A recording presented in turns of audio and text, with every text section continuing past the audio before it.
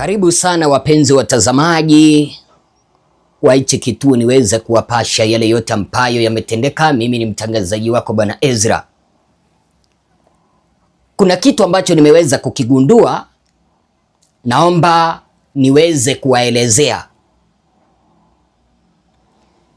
Serikali ya Bwana Ruto imeweza kugundua kwamba tukiwa tunaelekea katika uchaguzi wa mwaka 2027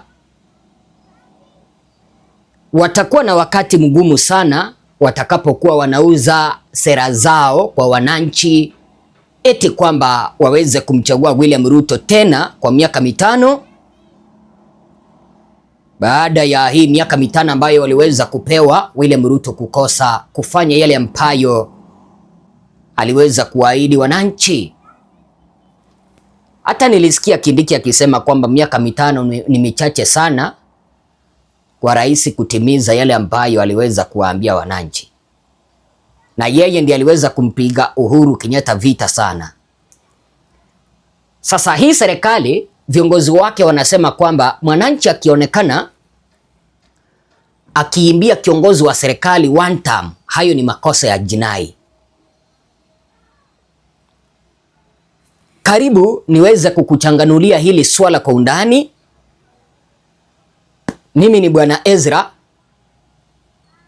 Ninakuomba kwa moyo mkunjufu, endapo nanipata kwa mara ya kwanza, tafadhali piga subscription, bonyeza kengele, like video, kwa sababu ukifanya hivyo mpenzi mtazamaji utakuwa umejikatia tiketi ya moja kwa moja kuendelea kupokea taarifa zetu.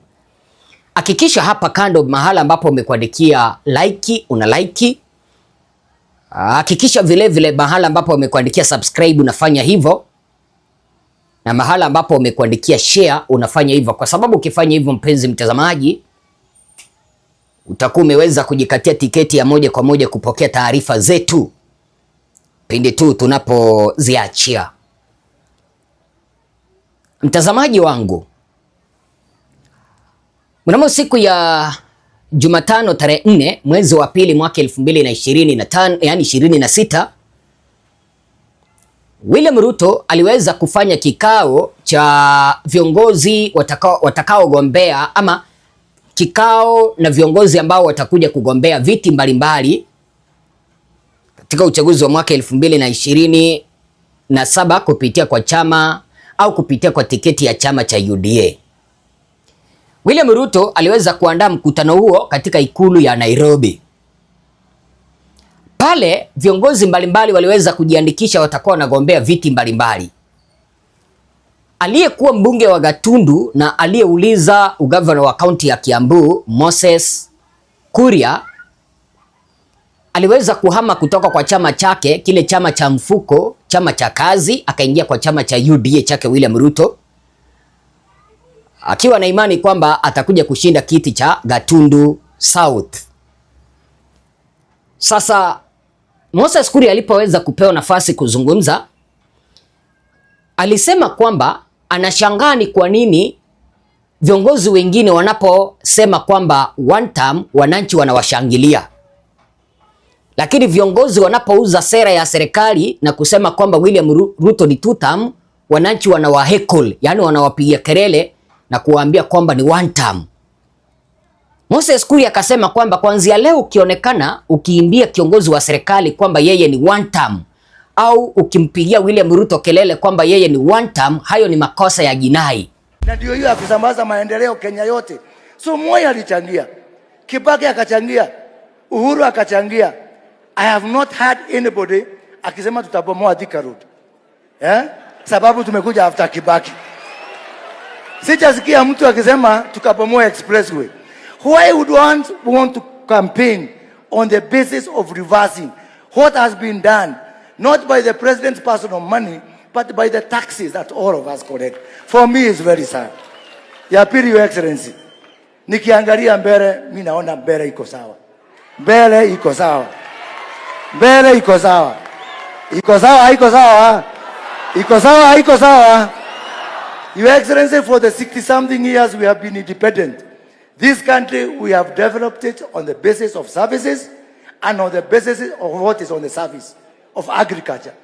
For the first time now, we have the chance to also develop this country from what is beneath our earth.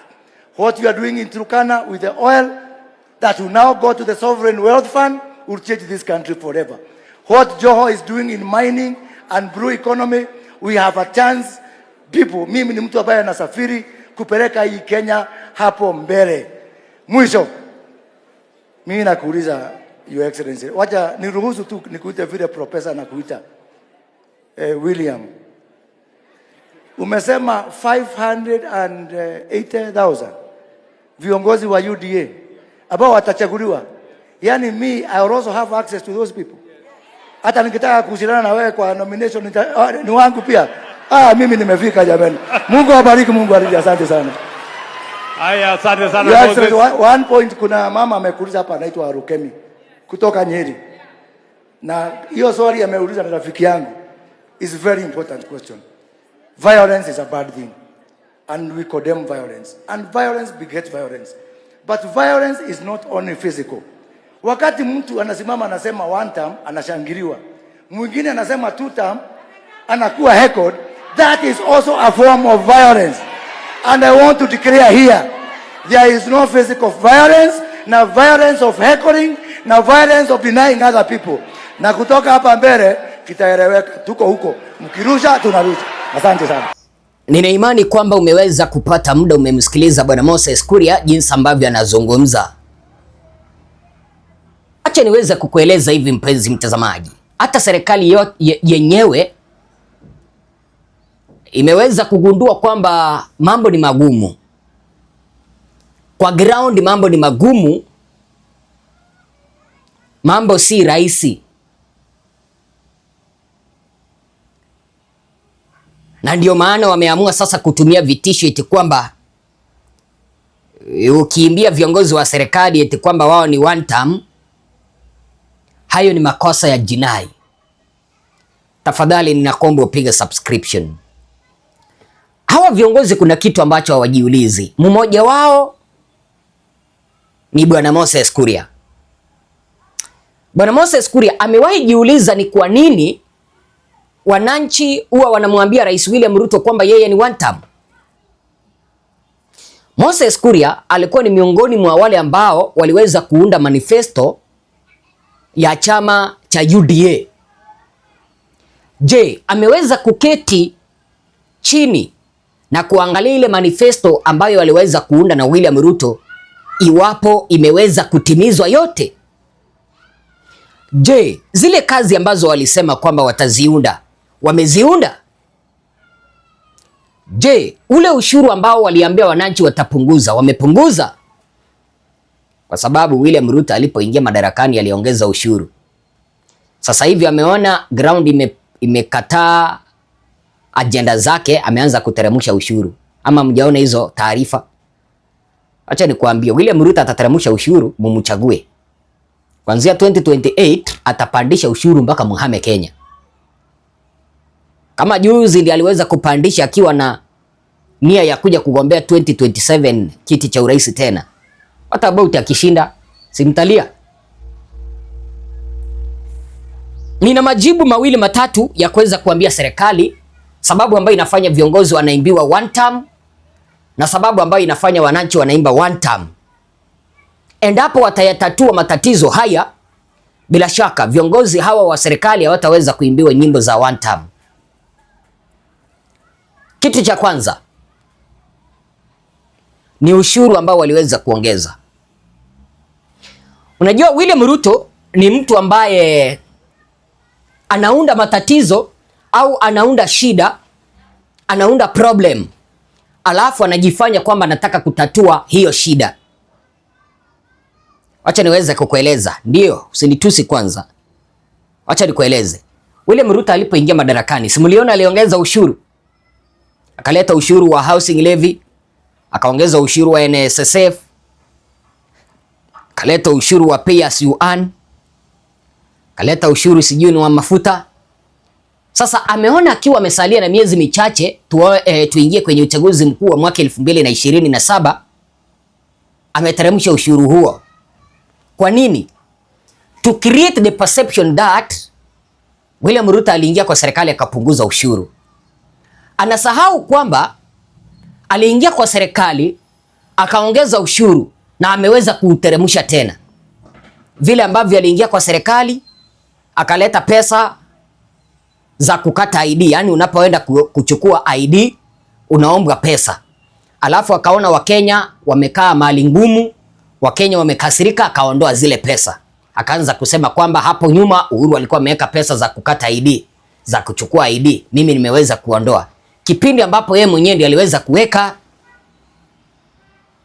Kwa hivyo tusipokuwa wajanja tutaingia kwenye mtego wa William Ruto.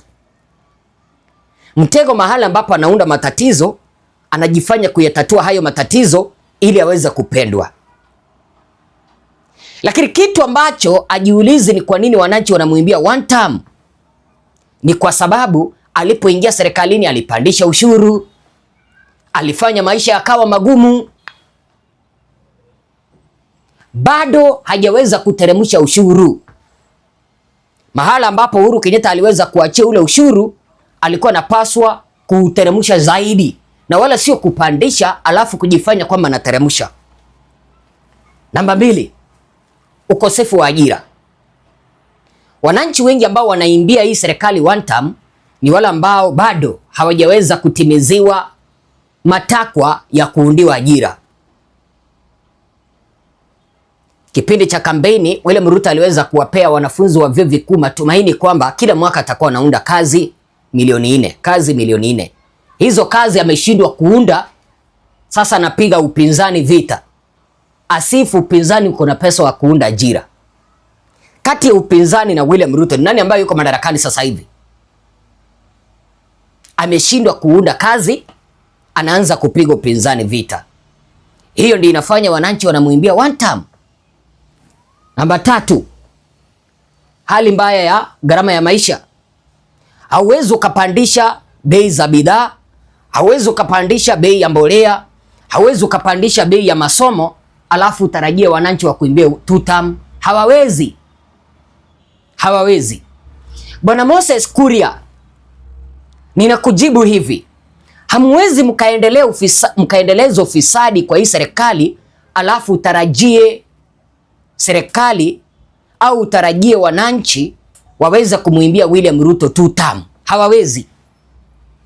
Juzi bilioni 11 zilipotea kutoka kwa SHA. Alafu nataka wananchi waimbe two term. Why should they sing two term kipindi ambapo 11 billion zimepotea? Lazima watatue matatizo ambayo yanawakabili wananchi, ndiposa wananchi watawaimbia two term. Hata wataribu kutumia vitisho, hata wakijaribu kutumia vitisho kwa wananchi eti kwamba wananchi wasiimbe one term, wananchi hawataweza kununua vitisho. Kama ni one term itasalia kuwa one term. Wazo lako ni lipi mpenzi mtazamaji? Je, utanunua hivi vitisho ambavyo Bwana Moses Kuria anasema?